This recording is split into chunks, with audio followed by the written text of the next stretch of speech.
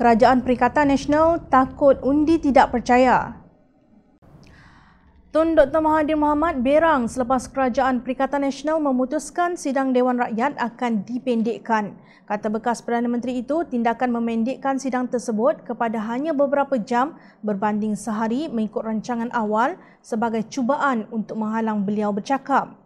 Menurut Tun Dr. Mahathir, beliau tidak dibenarkan bersuara walaupun atas kapasitinya sebagai Ahli Dewan Rakyat. Jangankan sebagai orang ramai, ahli dewan pun tak boleh bercakap dalam dewan.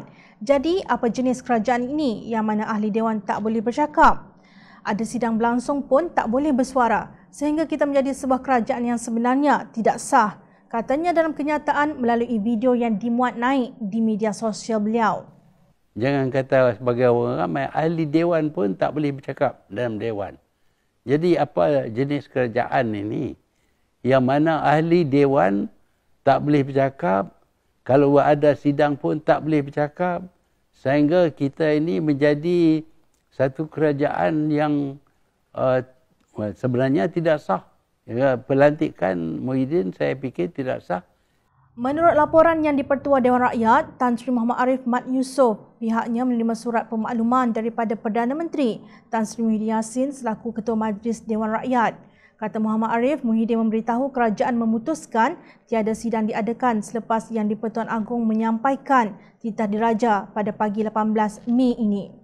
Alasannya pandemik wabak COVID-19 di negara ini yang masih belum reda sepenuhnya. Ini bermakna Tun Dr. Mahathir tidak dapat membawa usul undi tidak percaya terhadap Muhyiddin walaupun ia diterima oleh Muhammad Arif. Dengan keputusan tersebut, sidang akan ditangguhkan selepas Agong menyampaikan titah diraja. Sementara itu, Naib Presiden Parti Amanah Negara, Amanah, Datuk Seri Dr. Mujahid Yusof berkata, tindakan Muhyiddin itu sebagai mensia-siakan institusi Parlimen. Beliau juga terkejut dengan tindakan tersebut. Saya menganggap arahan di atas permintaan Perdana Menteri sendiri selaku pengurusi Dewan adalah perbuatan yang telah mensiakan tujuan Parlimen yang merupakan cabang terpenting legislatif setelah eksekutif dan kehakiman. Apatah lagi dalam suasana negara mengalami krisis COVID-19, banyak perkara yang perlu dibahaskan demi memastikan negara bersatu dalam menangani krisis ini, katanya dalam satu kenyataan. Menurut Mujahid, Perdana Menteri sepatutnya menumpukan kepada agenda lebih besar negara melalui perbahasan yang sihat untuk membuktikan solidariti wakil rakyat kepada krisis yang dihadapi oleh negara di saat ini. Apakah Perdana Menteri takut dengan usul Langkawi yang menggunakan haknya untuk satu usul undi tidak percaya kepada beliau, sedangkan amalan di Parlimen Commonwealth adalah sentiasa mendahulukan usul kerajaan dari usul persendirian? Dalam ketakutan Perdana Menteri terhadap usul persendirian Langkawi, beliau telah menggadaikan keperluan usul kerajaan sendiri yang merupakan satu keutamaan.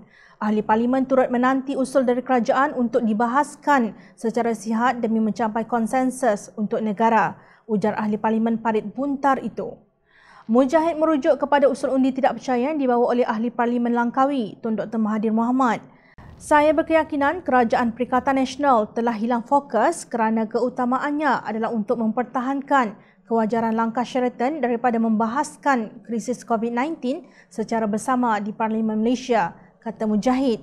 Menurut bekas menteri di Jabatan Perdana Menteri itu, sidang 18 Mei ini jelas hanya memenuhi kehendak peraturan dan tidak ada kena-mengena hasrat Kerajaan Perikatan Nasional untuk menggunakan peluang persidangan bagi membahas kepentingan besar negara semasa krisis.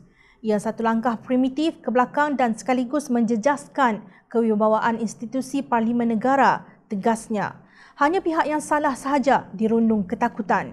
Satu dunia tahu Perikatan Nasional ini kerajaan tebuk atap yang tiada mandat rakyat, tiada manifesto dan hala tuju ke laut, serta Menteri Kabinet yang jadi bahan lawak media sosial.